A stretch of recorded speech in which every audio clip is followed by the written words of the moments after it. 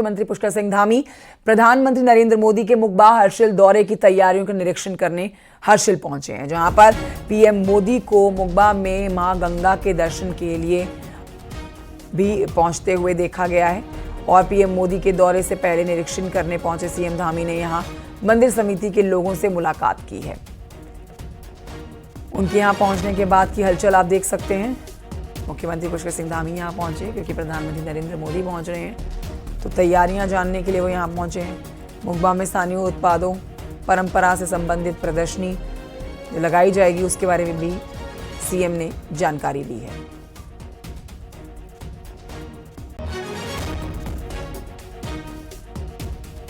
आदरणीय प्रधानमंत्री के स्वागत के लिए यहाँ पर सभी तैयारियां पूरी कर ली गई हैं और मौसम विभाग अनुमति देगा। निश्चित रूप से प्रधानमंत्री जी का प्रवास होगा और उनके प्रवास के बाद ये हमारी शीतकालीन यात्रा पूरे देश के अंदर और विश्व के अंदर जाएगी। आदरणीय प्रधानमंत्री जी जब भी देवभूमि उत्तराखंड आते हैं तो हमारे लिए बहुत शुभ होता है। अब आदरणीय प्रधानमंत्री जी मुखवा आएंगे, माँ गंगा के धाम पर आएंगे, तो निश्चित रूप से हमारे इस यात्रा को पंख लगेंगे। पूरे विश्व में यात्रा जाएगी, श्रद्धालु, तीर्थयात्री, पर्यटक बड़ी संख्या में आएंगे। ये हमारे राज्य की समृद्धि में बहुत बड़ा इसका योगदान होने वाला है। उधर चक्राता के जौनसार बावर में सीएम धामी ने मॉर्निंग वॉक जब की तो इस दौरान सीएम धामी ने स्थानीय लोगों से मुलाकात की और लोगों से सरकार की चलाई जा रही योजनाओं का फीडबैक लिया। साथ ही सीएम धामी यहां पर परीक्षा के लिए जा रहे परीक्षार्थियों से भी बातचीत करते हैं और उन्हें आज की परीक्षा के लिए शुभकामनाएं देते हैं। सीएम ने अधिकारियों के साथ महासू देवता मंदिर क्षेत्र के पुनर्विकास के मास्टर प्लान पर चर्चा की और कार्यों में तेजी लाने के निर्देश दिए।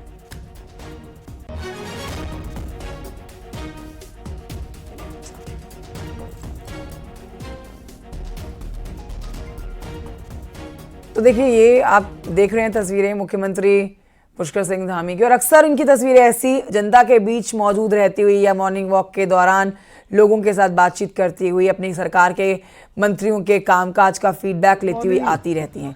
ये आज की तस्वीरें आप देख रहे हैं चक्राता में, जब यहाँ मुकबा में पीएम के पहुंचने से पहले जो तैयारियां की जा रही है उसका निरीक्षण करने के लिए जाने वाले थे, उससे पहले आज जब मॉर्निंग वॉक पर निकले जौनसर बाबर में, वहां पर स्थानीय लोगों से मॉर्निंग वॉक के दौरान चर्चा करते हैं। साथ ही जो बच्चे आज एग्जाम देने जा रहे थे उनको शुभकामनाएं दी है और उनसे भी बातचीत की है। बढ़ते हैं आगे और आपको बताते हैं पहाड़ मैदान।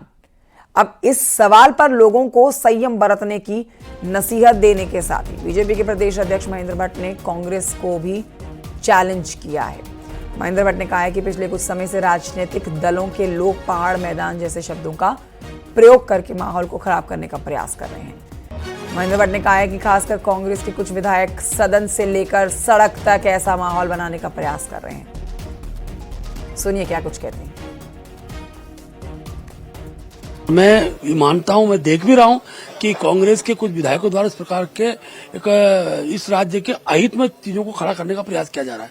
मैं कांग्रेस के वरिष्ठ नेताओं से आग्रह भी करूंगा कि अपने विधायकों को सचेत करें इस प्रकार की बयानबाजी। जैसे मैंने कहा, मैंने किया, कल मैंने अपने विधायक प्रेम जी को, मंत्री भी थे, उनको बुलाकर हमने कहा इस प्रकार की शब्दावली का प्रयोग न करें।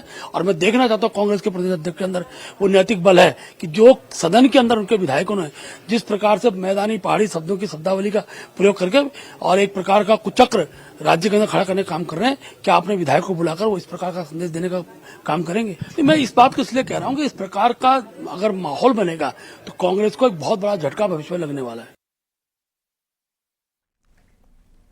बढ़ते हैं आगे, आपको बताते हैं बीजेपी प्रदेश अध्यक्ष के नैतिकता की नसीहत पर कांग्रेस प्रदेश अध्यक्ष करण माहरा ने भी जवाब दिया है। करण माहरा ने कहा है कि बीजेपी प्रदेश अध्यक्ष धमकी देना छोड़ दें, उन्हें नैतिकता की बात भी नहीं करनी चाहिए। बीजेपी के दो मंडल अध्यक्ष जमानत पर बाहर हैं। करण माहरा कहते हैं कि उत्तराखंड के किसी भी नागरिक का अपमान हम सहन नहीं करेंगे।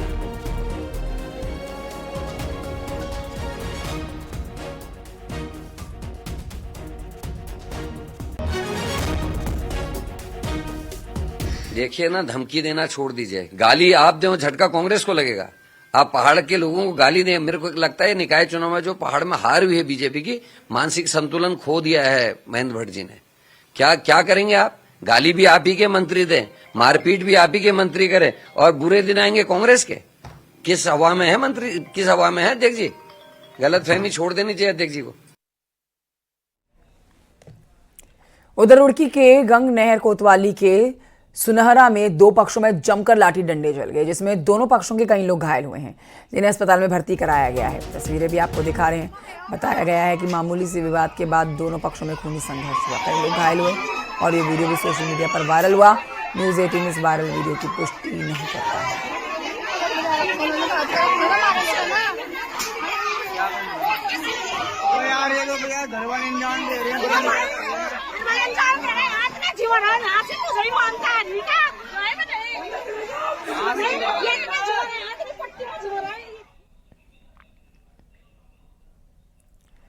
उधर लैंसडाउन के सकमुंडा गांव में चोरी के 2 आरोपियों को पुलिस ने गिरफ्तार कर लिया। सकमुंडा गांव के एक घर का रोशनदान तोड़कर 11 फरवरी को लाखों की चोरी की घटना को अंजाम दिया गया था। इसके बाद पुलिस ने इस मामले की तफ्तीश शुरू की। 2 आरोपी गिरफ्तार किए गए। पुलिस ने आरोपी हरदीप चौहान और सुनील बेलवाल को लालडांग तिराहा हरिद्वार से गिरफ्तार किया।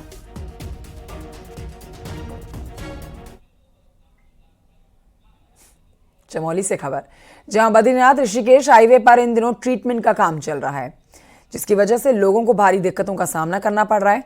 नेशनल हाईवे पर कई जगहों पर लैंडस्लाइड होने से कई लोग जो गांव में यहां पर रह रहे हैं उनकी जान खतरे पर आ रखी है। 4 मई को बद्रीनाथ धाम के कपाट भी खुलने हैं। ऐसे में 4 धाम यात्रा से पहले हाईवे को ठीक करना एक बड़ी चुनौती बन गया है।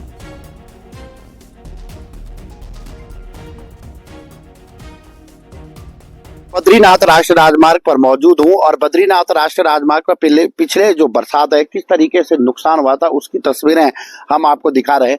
ये टंगड़ी क्षेत्र का इलाका है और यहाँ पे आप देखिए किस तरीके से पूरा लैंडस्लाइड होने के बाद सड़क क्षतिग्रस्त हो चुकी थी। लगभग यहाँ पे 1 सप्ताह तक वाहनों की जो आवाजाही थी उसमें काफी दिक्कतें हुई थी, लेकिन अब इसको भी ठीक किया जा रहा है। और जब 4 मई को भगवान बद्री विशाल के कपाट शीत काल के बाद ग्रीष्म काल के लिए खुल जाएंगे, तो उसके बाद यहाँ पे जो सड़क है उसको तब तक बताया जा रहा है कि ठीक कर दिया जाएगा। क्योंकि जिस तरीके से प्रत्येक वर्ष अगर यात्रा की बात करें तो 50 लाख से अधिक तीर्थ यात्री चारों धाम की यात्रा पर पहुंच रहे हैं, तो ऐसे में जो सड़क है उन्हें ठीक करना कहीं ना कहीं आवश्यक है, क्योंकि यात्रा निरंतर बढ़ रही है। तो ऐसे में जिला प्रशासन भी लगातार जो निर्माणदायी संस्थाएं उनके संपर्क में है और जहां जहां भी चमोली जनपद में पिछले वर्ष लैंडस्लाइड हुआ है उनको ठीक करने की कोशिश की जा रही है। नितिन सेगमाल, न्यूज 18, बद्रीनाथ राष्ट्रीय राजमार्ग, टंगड़ी। और ये बढ़ते आगे आपको बताते हैं कि एक वक्त में नैनीताल के मैदान ने राष्ट्रीय ही नहीं बल्कि अंतर्राष्ट्रीय खिलाड़ियों को देश को दिया है, लेकिन पिछले 3 दशकों से सुविधाओं के अभाव में खिलाड़ी आगे ही नहीं बढ़ पा रहे हैं। वहीं अब राज्य का खेल विभाग यहां खिलाड़ियों को तराशने की तैयारी में जुट चुका है। रिपोर्ट देखें।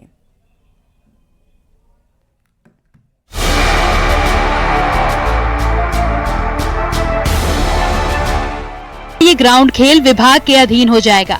इसके लिए सरकार ने पूरी तैयारी कर ली है। ग्राउंड को अब एनजीटी डीएसए क्लब से हटाने की कवायद तेज हो गई है। खिलाड़ियों को खेलों में सुविधाएं नहीं मिलने के बाद ये फैसला लिया गया है। वहीं कई घपले की शिकायत मिलने से सरकार इस खेल पवेलियन को अपने हाथों में ले रही है। खेल विभाग के संरक्षण में इस ग्राउंड को दिया जाना उचित होगा, ताकि इसको एक विधिक स्वरूप दिया जा सके। जो भी यहाँ प्रतियोगिताएं होती हैं उनका कोई वैल्यू हो, उनका बच्चों को कोई बेनिफिट मिले और आगे फ्यूचर करियर में उनको वो सारी चीज़ें हेल्प करें। तो इस पर शासन में प्रस्ताव गया था, जहाँ शासन स्तर से सहमति बनी है। नैनीताल का ये ग्राउंड 1880 के भूस्खलन के बाद बना था, जिसके बाद से ही यहाँ खेल होते रहे। 1934 में पहले जिमखाना और उसके बाद जिला खेल संघ को इसकी लीज दी गई, जो साल 1963 में खत्म हो गई थी। लेकिन उसके बाद भी इसको सरकार और पालिका ने अपने कब्जे में नहीं लिया। 2017 में जिला खेल संघ को चला रही संस्था पर घपले के आरोप लगे, तो जांच में भी कई अनियमितताएं सामने आई, जिसके बाद इस ग्राउंड को अब खेल विभाग को देने की कवायद शुरू हो गई। वहीं सरकार के इस फैसले से खेल प्रेमियों में खुशी है। सरकार के द्वारा और खेल विभाग के द्वारा जो गतिविधियाँ कराई जाएंगी उससे हमारे जो स्थानीय के जो हमारे खिलाड़ी हैं, वो चाहे किसी भी खेल के हों, उन्हें जो एक प्लेटफॉर्म यहाँ से नहीं मिल पा रहा था, वह उन्हें राष्ट्रीय स्तर में जाने का उनको यहाँ से प्लेटफॉर्म मिलेगा खेल विभाग के द्वारा। उन्हें जो खेल विभाग की जो सुविधाएं होंगी वो उन्हें प्राप्त होंगी और इससे वे सभी इस नैनीताल का नाम, राज्य का नाम और देश का नाम रोशन करेंगे। बहरहाल अब देखना होगा कि खेल विभाग को कब तक ये ग्राउंड मिलता और यहाँ की खेल सुविधाओं का विकास हो पाता है। नैनीताल से न्यूज़ 18 के लिए वीरेंद्र बिष्ट की रिपोर्ट।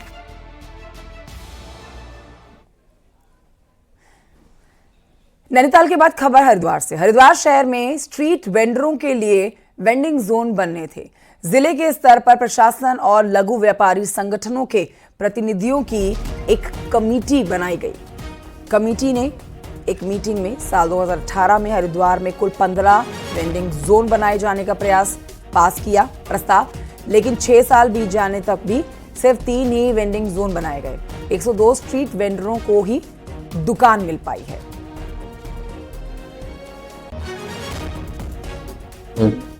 स्थानीय लोगों और प्लस स्थानीय कुछ व्यापारियों का विरोध आ गया था। शायद वहाँ पे 26 या 27 लोगों को हमने अभी तक रोजगार के लिए उन्हें चिन्हित कर लिया है। बाकी भी कुछ कार्रवाई गतिमान है। जैसे ही ये समस्या हमारी सॉर्ट आउट होगी, उसमें हम सभी जितने भी वहाँ पे व्यापारी चिन्हित हैं उनको स्थापित कर देंगे।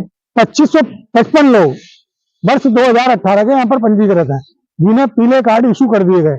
उसमें से मात्र 102 लोगों को भी 3 जगह वेंडिंग जोन में विभाजित किया गया।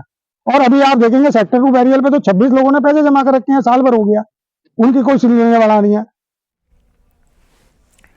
भूकंप के लिए संवेदनशील शहर नैनीताल के मकानों का अब सर्वे होगा। 1000 भवनों की जांच CBRI यानी कि सेंट्रल बिल्डिंग रिसर्च इंस्टीट्यूट करेगा। इसके तहत शहर के घर भूकंप के लिए सुरक्षित है या नहीं, इसकी जांच हो जाएगी। साथ ही जानिए कैरिंग कैपेसिटी को लेकर भी रिपोर्ट तैयार की जाएगी।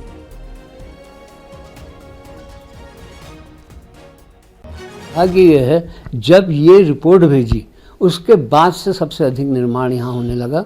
और नैनीताल जो अंग्रेज़ों के टाइम पे 3 जोन्स में बटा हुआ था, सेफ जोन, अनसेफ जोन और डेंजरस जोन। लेकिन आज की स्थिति आप देखिए, जो अंग्रेज़ों के समय में प्रोहिबिटेड जोन था और जिसको ग्रीन बेल्ट झील विकास प्राधिकरण ने कहा था, और जो हमारे वेटलैंड्स हैं और नाले हैं, वहाँ पर सबसे ज़्यादा अवैध निर्माण हो रहा है। आइए बढ़ते आगे, चमोली की खबर जानिए, जहां पर बद्रीनाथ धाम में लगातार मौसम बदल रहा है और लगातार बर्फबारी हो रही है। तस्वीरें आपको दिखाते हैं। तस्वीरें देखकर आप खुद अंदाजा लगा सकते हैं कि बद्रीनाथ धाम में कितनी जबरदस्त बर्फबारी हो रही है और मौसम बदला हुआ है। भारी बर्फबारी के बाद पूरी घाटी बर्फ की सफेद चादर में ढकी हुई नजर आ रही है। बर्फ गिरने से पूरी घाटी में कड़ाके की ठंड पड़ रही है। बद्रीनाथ धाम में तैनात सुरक्षा कर्मियों को भी भारी दिक्कतों का सामना करना पड़ रहा है।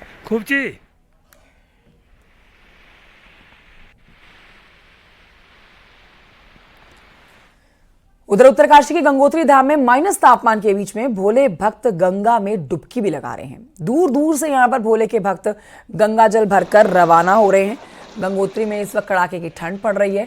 चारों तरफ बर्फ की सफेद चादर है, लेकिन भक्तों के उत्साह में, जोश में कोई कमी नहीं है। ऐसी भक्त जिन्होंने अभी अभी डुबकी लगा के आए हैं।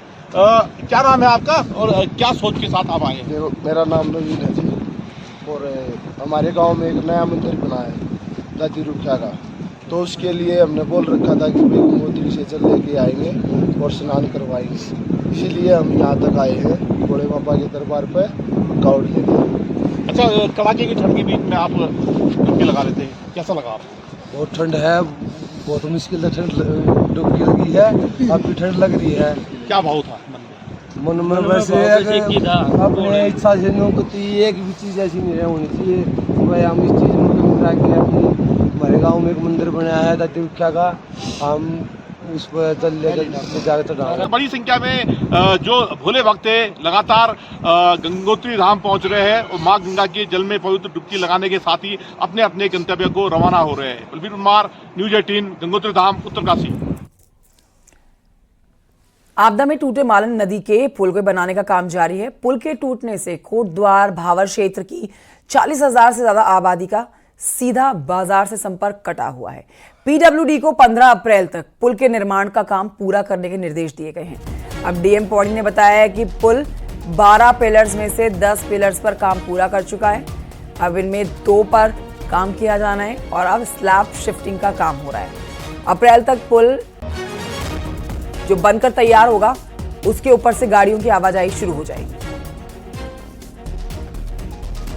12 जो पियर्स हैं उनमें से 10 पियर हमारे कंप्लीट हो चुके हैं और 5 स्लैब्स हमारी ऑलरेडी डाली जा चुकी हैं 12 में से। और अभी जो बाकी बचे हुए 2 हमारे पियर्स हैं उनका काम मैं खुद अभी स्पॉट इंस्पेक्शन करके आया हूँ और 15 मार्च तक कंप्लीट होगा और 28 अप्रैल तक हमारा पुल फंक्शनल होने की पूरी संभावना है। आपका उत्तराखंड के 3 बॉर्डर जिलों की अब बात करते हैं जिनका स्थापना दिवस है। पिथौरागढ़, चमोली और उत्तरकाशी, ये वो 3 जिले हैं जिनका आज स्थापना दिवस है। आज ही के दिन 1960 में तीनों बॉर्डर बने थे। अब चीन से बिगड़ते हुए रिश्तों की वजह से ये तीनों जिले बने थे।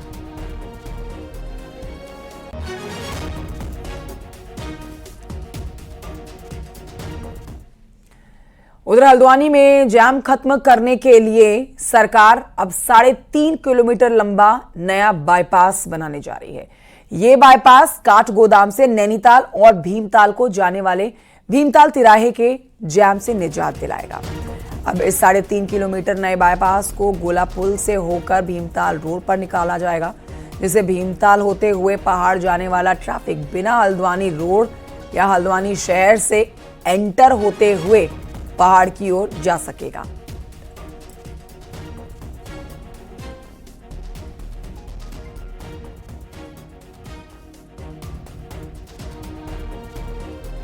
लगभग 3.5 किलोमीटर का ये 2 लेन रोड होगा जिसमें एक ब्रिज भी होगा। ये आपके रानीबाग और गुलाब घाटी दोनों जो हमारे बॉटलनेक्स हैं नेशनल हाईवे पर, इनको ये बाईपास कर देगा। और जो सबसे ज़्यादा इशू ट्रैफिक जाम का रहता है वो इन्हीं 2 जंक्शंस पर हमें फेस करने को मिलता है। तो इसको वो पूरा कंप्लीट बाईपास करने से काफ़ी राहत जो ट्रैफिक है उसको हम हल्द्वानी के बाहर से ही निकाल पाएंगे। नैनीताल में भले ही पर्यटकों की कमी हो, लेकिन कैंची धाम में भक्तों का सैलाब आया हुआ है। वीकेंड की बात करें तो वीकेंड पर जाम लोगों को परेशान किए हुए है। यहां पर प्रशासन के जो दावे हैं उन पर भी सवाल खड़े हो जाता है। देखिए रिपोर्ट।